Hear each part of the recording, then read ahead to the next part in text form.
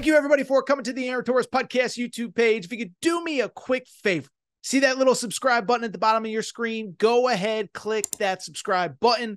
Really does help our channel grow, our audience grow, and I really do appreciate it more than you know. So click that subscribe button. Appreciate your support. Now, here's the video that you came here for. But I do think it's worth noting, like, what happens if he leaves?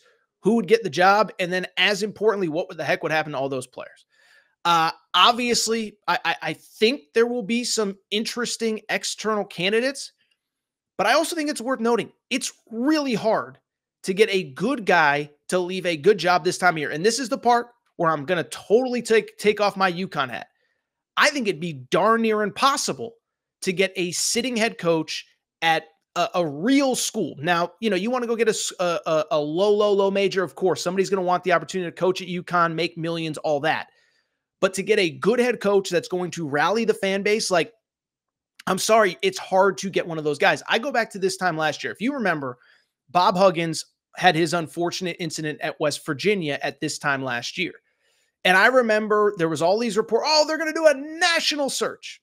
And right away, what did I say? I said, nah, that's not going to happen. Because think about, somebody would have to, remember, you spend all April and May recruiting these guys, selling them on your school, telling them why they should come to your school and be part of what they're doing. Now June comes and you have a good job, and all these kids, you were just on Zooms with them, you just met their parents, now you're going to leave. So if UConn opens, I think it'll be really hard. And I still think there are candidates you should go after.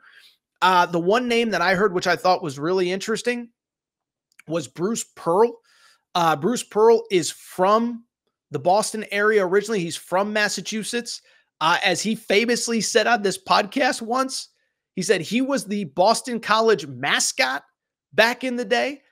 And so I look at Bruce Pearl, you know, listen, Auburn's a really good job, but the SEC is a gauntlet right now, okay? And it's not a great job. And my understanding with his contract, he's one of the few that has a buyout that actually sort of is manageable to get out of. Like Nate Oates has like a $14 million buyout. UConn cannot afford to pay $14 million to get Nate Oates out of his buyout. Nate Oates has a national championship contending team. He ain't leaving, you know? Mick Cronin, whatever, has a huge buyout. Like, these guys are not leaving. Bruce Pearl does have a very manageable buyout, and I do think there'd at least be some allure. Now, the problem with Bruce Pearl, from my understanding, is for a long time now, he's been trying to get his son, Stephen Pearl, basically named the coach in waiting at Auburn. Best way to do that is to have the leverage that Bruce Pearl would have if UConn was actively pursuing him. And that is a situation where, you know, that could be the thing that finally gets Auburn to cave and say, okay, it's written in pen. It's written in your contract. Stephen Pearl will replace you. If UConn has a real offer in June, Auburn has a team good enough to win the SEC, then all of a sudden, maybe that's the move that Bruce Pearl makes. The other interesting name that I did think of, and everyone's going to say I'm crazy for saying it, but it's a name that I brought up during the situation with Kentucky, and I'll say it here, and you're going to make fun of me, but just hear me out. It's Billy Donovan, the Chicago Bulls head coach. And I know what everyone's going to say, Torres, nobody's leaving the NBA to be a college coach in 2024. NIL this, blah, blah, blah, blah, blah, that. Well, first of all, that's just not true, okay? And it's interesting because now, why did Billy, first of all, let's even backtrack, because I've done the Billy Donovan spiel when it came to Kentucky, but let's do it here, okay?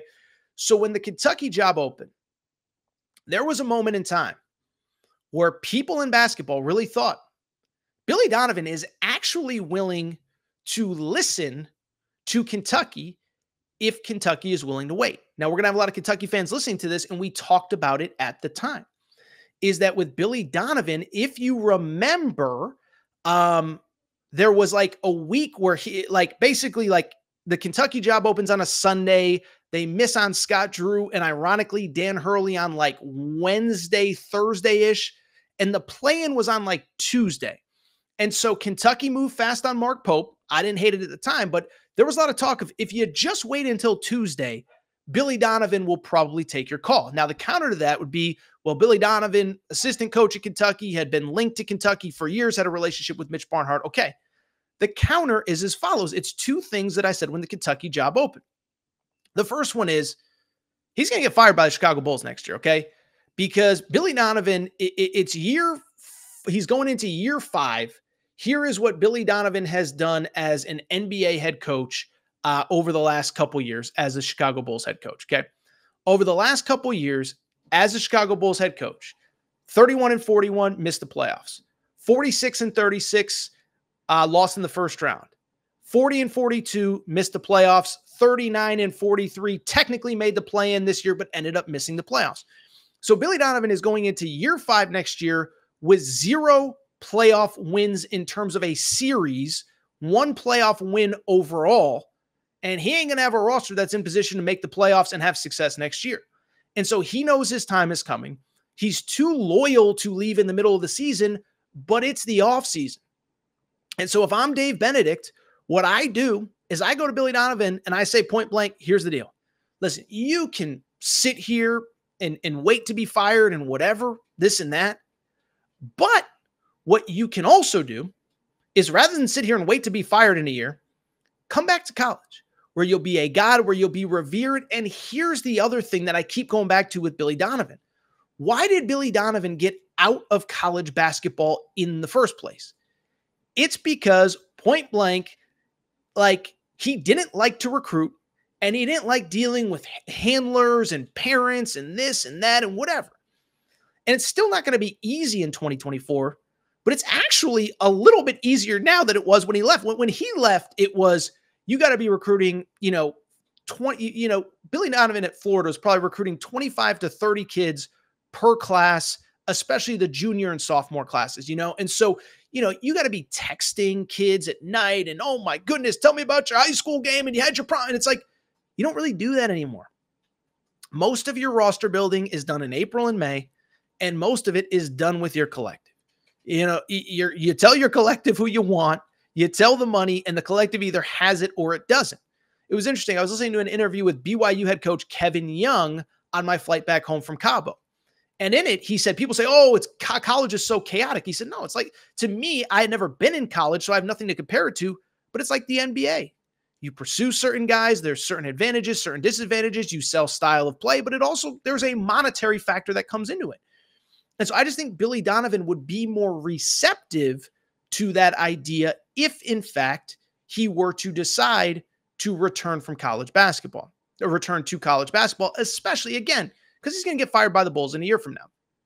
Now, obviously, beyond him, it gets murky, and that's when you start to get into the 2 lead assistant coaches at UConn, Kamani Young and Luke Murray. Luke Murray, of course, is kind of the offensive whiz kid, gets all the credit for revitalizing the offense. Kamani Young, great both evaluator, developer, recruiter, what's the right word? Game planner as well. Dan Hurley went out of his way to compliment the scouting report, the scout, as they call it, at the Final Four that he put together to help beat Purdue in that national championship game. Maybe it was the Bama game, whatever. But like Dan Hurley's like, no, this guy's a future head coach. And so I do think that realistically probably keeps the team together, because that's the other part that's kind of worth discussing. What ends up happening if Dan Hurley leaves to that roster? Again, there's a 30-day transfer window.